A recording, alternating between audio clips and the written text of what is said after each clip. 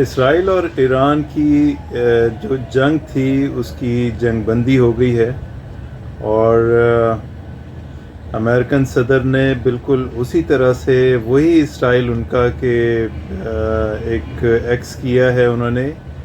اور اس کے اندر جنگ بندی کا اعلان کیا ہے۔ بلوچستان میں بہت عرصے سے علیحدگی کی تحریکیں چل رہی تھیں اور اس میں انریسٹ تھا، بہت زیادہ جانوں کا نقصان ہوا اور پاکستان کا الٹیمیٹلی شدید نقصان ہو رہا تھا، اور اتفاق سے یہ جنگ جو ہے ایسے ٹائم پہ ہوئی ہے کہ انڈیا اور پاکستان کی جنگ کے فوراً بعد یہ جنگ شروع ہو گئی ہے، اور انڈیا اور پاکستان کی جنگ جیسے ہی ختم ہوئی تھی پاکستان نے بلوچستان میں باقاعدہ طور پہ آپریشن کا اعلان کر دیا تھا اور بڑے پیمانے پہ کارروائیاں شروع کر دی تھیں، اور وہاں پہ کافی نقصان کیا تھا علیحدگی پسندوں کا، اور بی ایل اے وغیرہ جو وہاں پہ آرگنائزیشنز کام کر رہی ہیں۔ رپورٹڈلی یہ ساری آرگنائزیشنز جو ہیں بیکڈ بائی دی انڈین را،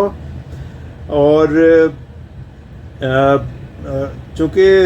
ایران کی جنگ میں پاکستان نے بھرپور ایران کا ساتھ دیا تھا، تو ایران نے کوشش کی کہ جو ایران کے اندر جو را کی ایکٹیویٹیز ہیں ان کو ختم کیا جائے اور ان کے جو ٹھکانے ہیں ان کو ختم کیا جائے۔ جیسے کہ انہوں نے کارروائی کی، اور آہستہ آہستہ ان کو اندازہ ہوا کہ یہ صرف را کا گیم نہیں ہے، بلکہ وہاں پہ اسرائیل کی موساد بھی جو ہے